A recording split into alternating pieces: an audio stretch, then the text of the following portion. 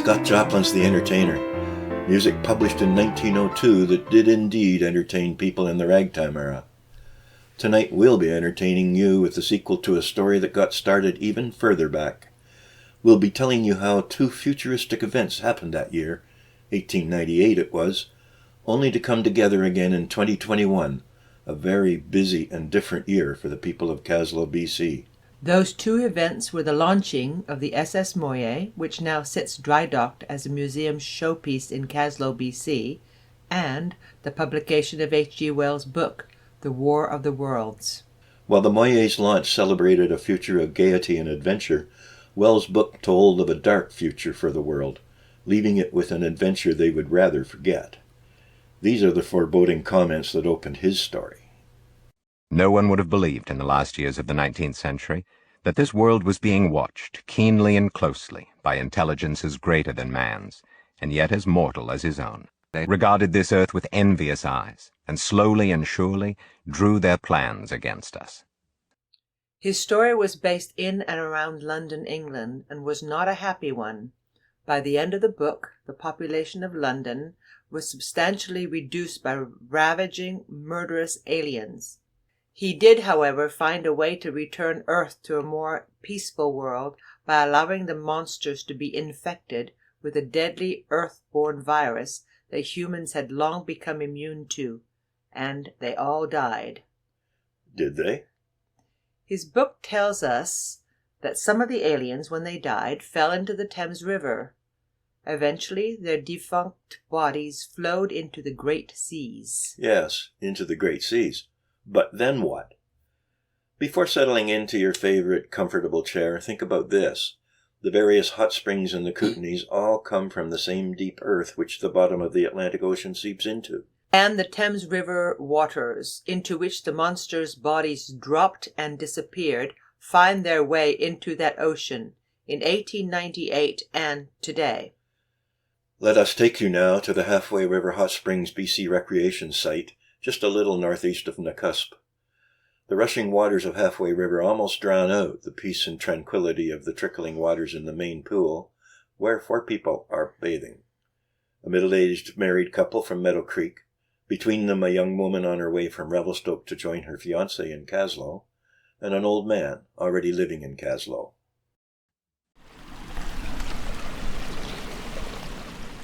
Ugh! It's not like we're 1,000 miles from nowhere. I've had this damn thing working from mountaintops before. Back in the purse you go, useless thing. Why can't they... Why on earth do you need to use a phone out here? Why do you even have it with you? The quiet is a blessing. I hope they never, ever bring reception this far. I'm sorry. My fiancé is in Kaslo and he's expecting a call from me about now. You're headed to Kaslo? I live there. Does your fiancé live there too? No, he lives in Hauser. We're just meeting in Kaslo at some boat. He thinks we should get married on it. Do you know what it's called? The SS Moye. Where are you from? Revelstoke. Oh, a tokener. A tokener marrying a hoser. You should make a great couple. You're not planning to live in Kaslo, are you? Well, maybe. Why? Well, there are people living there already. What I mean is, sometimes the cell phones don't work. But you'll get service again when you reach the highway. It's only 15 minutes away. But I want to let him know I'll be staying longer. This is so relaxing. I wonder what the mineral content is. 2 atoms of hydrogen, 1 atom of oxygen, making billions and billions of molecules of water. Thanks a lot. I think some of this has seeped into your brain. Oh man, you're ridiculous. Oh, where are you folks from? He's Fred, I'm Ethel. We're from Meadow Creek. Oh, Mennonites are creaky people. Trust you to come up with that one. We're just here for the day, heading back this afternoon. Young lady, if you truly need to know, there's a lot of calcium in the water. Also sodium, nitrogen, sulfur, and chloride. You sound like a professor. Professional, but not a professor. Hydrologist. Not much metals here, though. Strontium, lithium, a little manganese maybe. Not enough that anything could come out of it. Ironically, that's exactly what happened next. Excreting itself from under the rock was a green glob about a foot in diameter. Seemingly drifting with the current, it surfaced, then moved toward the rock wall opposite. Ew! Did somebody... Whoa! It looks like some kind of algae. Algae couldn't survive at this temperature. Something must have fallen in the water, reacted with the minerals. It'll dissipate. Hey, it's moving up the wall. Ah! Out of the pool! Everyone!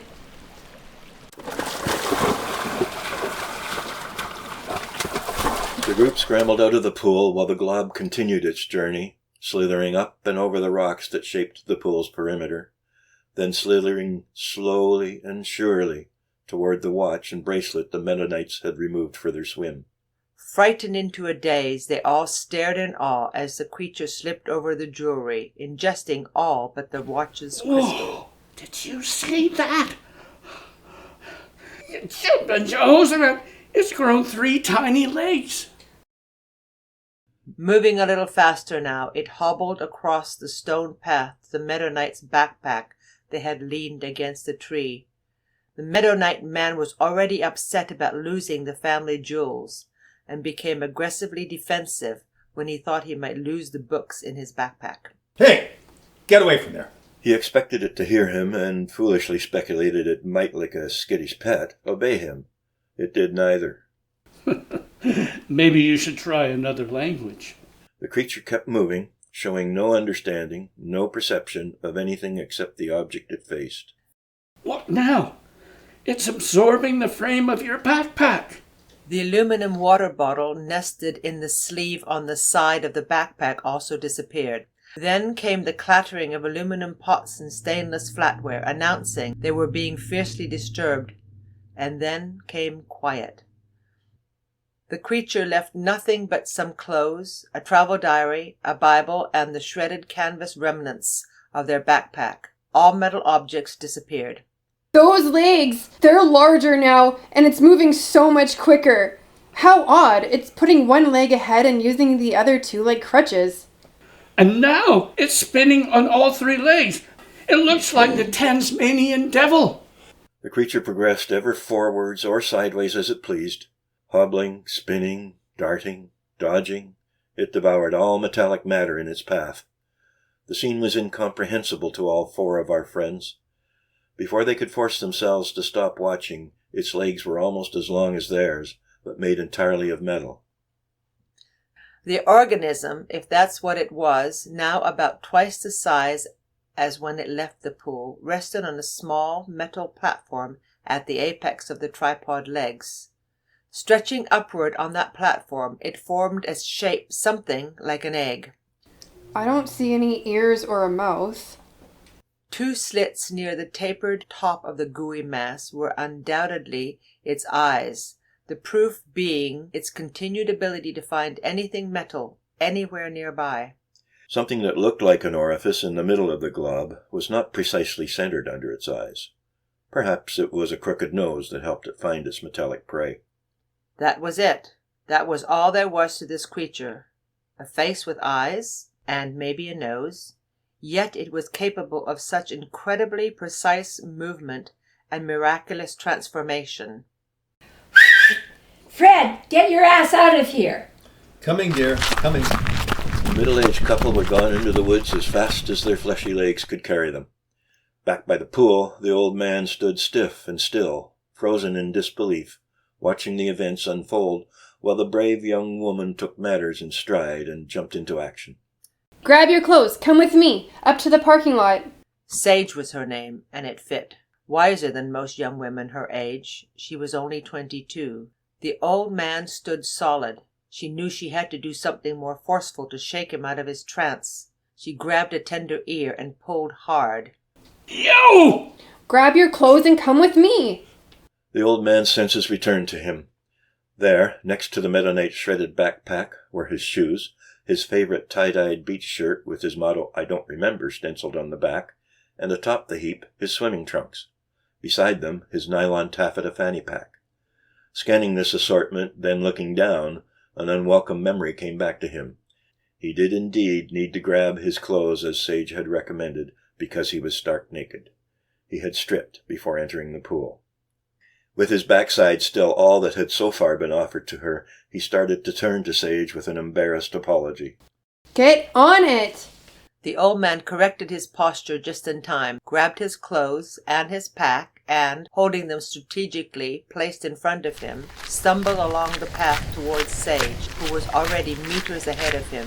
Dexterously, he located the pack and fumbled inside. My knife, it's still in my pack. I wouldn't recommend trying to use it. I mean, it's metal. So why do I still have it? My pack was lying right next to the Meadow Knight's. Look what happened to theirs. And my aluminum water bottle. It's here too. Well, you might need that. We might need that. My throat is very dry right now. Just a few steps up the steep climb, the old man was already tiring. They paused, shared some water, and looked back. The gelatinous egg was sucking nails out of the wood-framed changing hut next to the pool. In a moment, the hut collapsed, exposing 2 more naked bodies falling fast to the floor. I don't believe what I am seeing. All those backpacks, frames, and water bottles disappearing. Look, that mountain bike just vanished, except for all the tires and seat. The glob began building a cone of armor around its ovoid body, shaped like a .22 caliber bullet. 2 slits in it formed passages for its eyes to look through. Just below them, about the same level as the crooked nose, was an opening in the armor like an arrow slit in a castle wall, except it was horizontal. An obelisk-shaped spike protruded through the top dead center, like the candle that finishes the birthday cupcake. It stood strong and erect on its 3 new legs, making it taller now than Sage and the old man. Then, while shivers flowed down their spines... Oh my god, another green glob is creeping out of the pool. And look at that strange blue ray coming from the antenna on the tripod thing. I'm not believing this either, old man. It shone its strange ray directly upon its compatriot. Magically, the new glob levitated up from the rocks and rose to the level of the erect egg's eyes. Continuously connected to the blue ray, it remained suspended there, like an osprey floating headlong into a stiff breeze waiting for lunch to appear below. Hurry, old man! They might want us for lunch. We must hurry. I'll try. Try as they might, they could not move on, her eyes mesmerized by the scene below. His legs stiffened and immobilized in fright.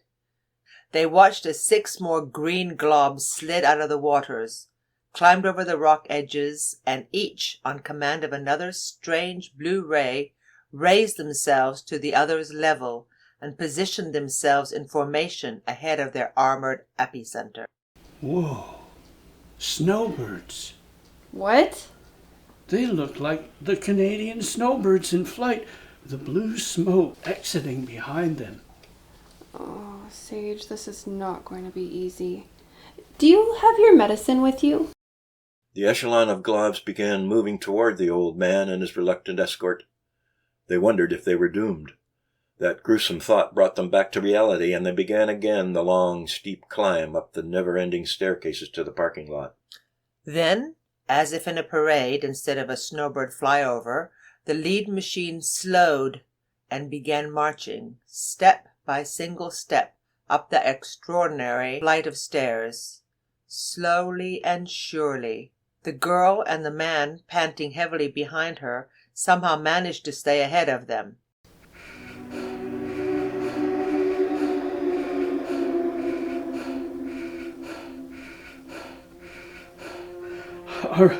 Are we there yet?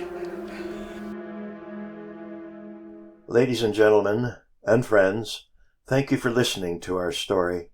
Come back for episode 2 with all of its drama and thrills. Find out what happens to our friends on the run as the monstrous machines close in behind them. Until then, good night, and sleep tight.